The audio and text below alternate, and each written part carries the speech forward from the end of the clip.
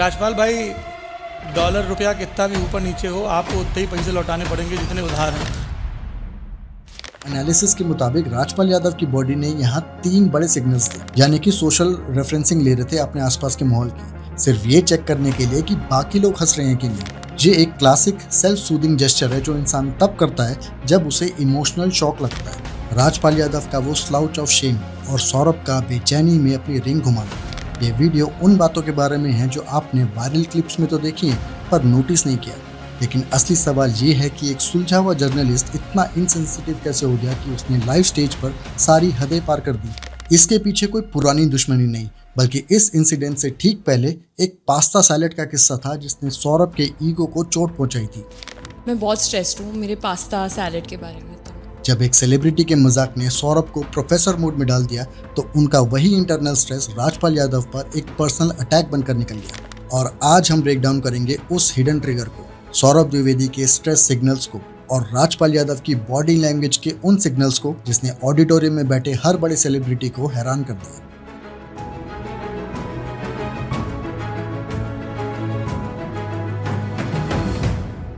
तो सबसे पहले हम इस कंट्रोवर्सी को समझते हैं और फिर समझेंगे कि इसके पीछे की असली कहानी क्या थी।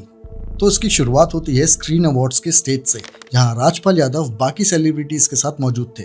वहां उनसे एक सवाल पूछा जाता है और वो दुनिया में चल रहे वॉर और डॉलर और रुपए के फ्लक्चुएशंस की बात करते हैं। उन्होंने कहा कि सब जगह धुआं ही धुआं है और उन्हें समझ नहीं आ रहा है कि कहाँ बैठे और क्या सोचें।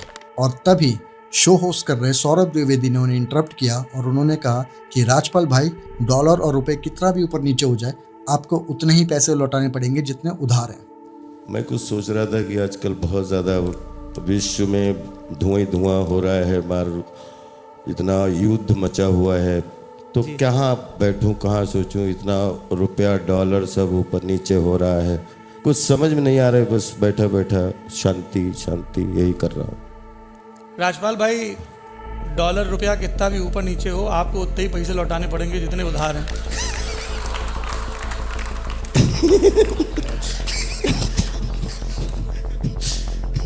नहीं, लेकिन मसला तो सुन लो एक बार, कितने भी लौटाने पड़े, मैं तो मसला ही सुनाना चाहता हूँ ना।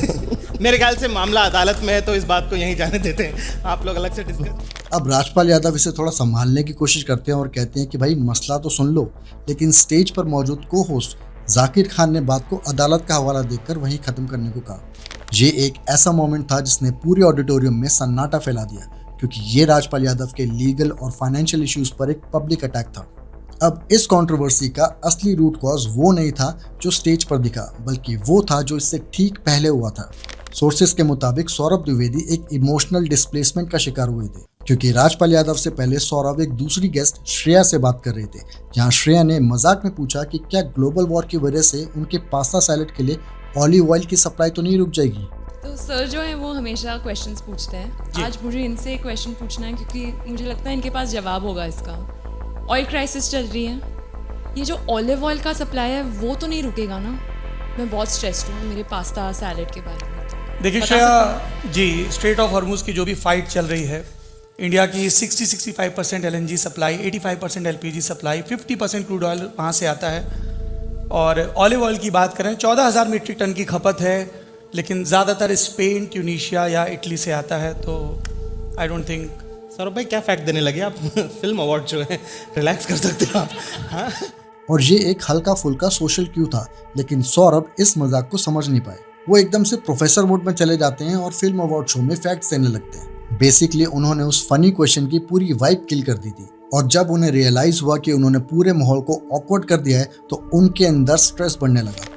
सोर्सेस कहते हैं कि राजपाल यादव पर उनका जो अटैक था, दरअसल वो उनकी उसी गलती को ओवर कॉम्पनसेट करने की कोशिश थी, ताकि वो वापस से कूल और प्लेफुल दिख सके। लेकिन उनका ये स्टेप हॉरिबली गलत हो गया और पिछली गलती को कॉम्पनसेट करने के बजाय और ज़्यादा खराब कर दिया। तो जब सौरभ ने श्रेया के मजाक को किल किया तो उनकी बॉडी लैंग्वेज में बेचैनी साफ दिखाई देने लगी। वो अपने हाथ से अपनी अंगूठी और उंगलियों को छेड़ने लगते हैं।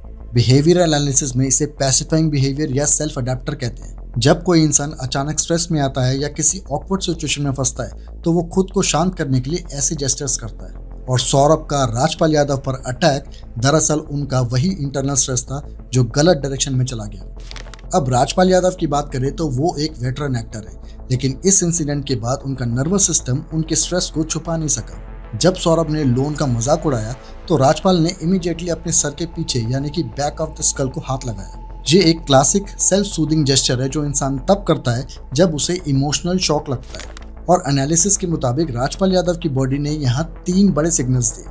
पहला सिग्नल था ग्लेबेला टेंशन, जिसमें उनकी आईब्रोज के बीच की मसल्स कॉन्ट्रैक्ट हुई, जो दिखाता है कि उनका फोकस और चिंता अचानक बढ़ गई।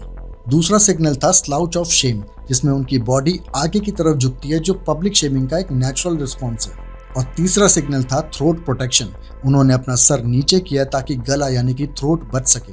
इसमें ब्रेन किसी भी सोशल थ्रेट को फिजिकल थ्रेट की तरह देखता है, इसलिए बॉडी इंस्टिंक्टिवली नाजुक हिस्सों को प्रोटेक्ट करने लगती है। और फिर सबसे बड़ा पॉइंट ये था कि राजपाल यादव की हंसी डिलेड थी। उन्होंने पहले सोचा कि कैसे रिएक्ट करें और फिर एक फेक लाफ्टर दी। ये असली हंसी तो बिल्कुल भी नहीं थी, बल्कि सिचुएशन को नॉर्मल करने की एक नाकाम कोशिश थी। अब अगर आप क्लिप में नोटिस करो तो कैमरामैन ने ऑडिटोरियम में बैठे बड़े सेलिब्रिटीज के रिएक्शन भी कैप्चर किए, जो सौरभ के इस जोक से काफी अनकंफर्टेबल लग रहे थे। बॉबी देओल की बात करें तो उन्होंने अपना सर बिल्कुल दूसरी तरफ घुमा लिया, जो एक क्लियर नॉन वर्बल सिग्नल था कि उन्हें ये इंसल्ट बिल्कुल भी पसंद नहीं है। करण जौहर को देखे तो उनके चेहरे पर एक सोशल स्माइल थी, लेकिन उनके लिप्स स्ट्रेस्ड और डाउनवर्ड पॉइंटिंग थे, जो उनकी अंदरूनी नाखुशी को बयान कर रहे थे।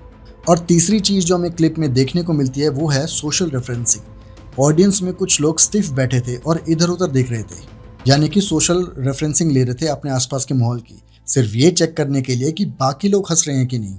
और जब उन्हें माहौल ऑकवर्ड लगा तो उन्होंने भी सिर्फ थोड़ी सी फॉर्मेलिटी वाली हंसी दिखाई। अब इस कंट्रोवर्सी में सबसे बड़ा मोड़ तब आया जब बॉलीवुड के भाईजान सलमान खान ने एंट्री ली। सलमान खान नॉर्मली 2 लोगों की बहस में नहीं पड़ते, लेकिन जहां उन्होंने राजपाल यादव का खुल के साथ दिया। सलमान ने ट्वीट किया कि राजपाल भाई, डॉलर के रेट से कोई फर्क नहीं पड़ता, जो बातें दिल में हैं उन्हें दिल में ही रखो। उन्होंने राजपाल यादव के 30 साल के करियर की तारीफ की और कहा कि उन्हें बार बार रिपीट किया जाता है। इसका मतलब है कि इंडस्ट्री में उनकी वैल्यू आज भी बरकरार है। बेसिकली उन्होंने एक तरह से सौरभ द्विवेदी और पूरी इंडस्ट्री को आगाह कर दिया कि राजपाल यादव उनकी मित्र मंडली के हैं और उनसे पंगा लेना महंगा पड़ सकता है। अब अगर हम पूरे इंसिडेंट को इवैल्यूएट करें तो राजपाल यादव का रिएक्ट करना और सौरभ को मसला समझाने की कोशिश करना भी गलत डायरेक्शन में था। जब कोई मजाक के नाम पर आपकी डिग्निटी पर अटैक करे तो नॉन रिएक्टिव रहना ही सबसे बेहतर रिस्पॉन्स होता है। जो लोग ऐसे जोक्स पर हंसने लगते हैं या फिर एक्सप्लेनेशन देने लगते हैं, वो अक्सर पीपल प्लीजर लगने लगते हैं या उनमें सेल्फ एस्टीम की कमी दिखती है।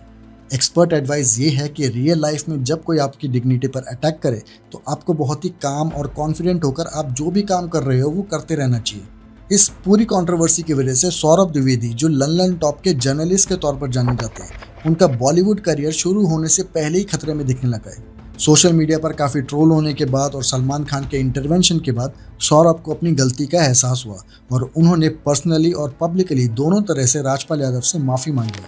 और हमें ये राजपाल यादव और सौरभ द्विवेदी की कंट्रोवर्सी ये सिखाती है कि कॉमेडी और बुलिंग के बीच एक बहुत ही बारीक लकीर होती है। किसी के फाइनेंशियल या लीगल प्रॉब्लम्स का मजाक उड़ाना रोस्टिंग नहीं बल्कि इनसेंसिटिव बिहेवियर है। राजपाल यादव की बॉडी लैंग्वेज ने उनका दर्द दिखाया, लेकिन सलमान खान के सपोर्ट ने उन्हें वापस वो सम्मान दिया जिसके वो हकदार हैं। बाकी आप मुझे कमेंट्स में बताइए कि क्या आपको लगता है कि सौरभ द्विवेदी का मजाक सिर्फ एक मिस्टेक थी? क्या राजपाल यादव को वहां से उठकर चले जाना चाहिए था? कमेंट करके अपनी राय ज़रूर दीजिए। और अगर आपको यह एनालिसिस पसंद आया तो इस वीडियो को लाइक ज़रूर कीजिए और चैनल को सब्सक्राइब करना नहीं भूलिएगा। मेरा नाम है अनुराग और मैं मिलूंगा अपनी नेक्स्ट वीडियो में। तब तक के लिए stay humble, be kind and work hard.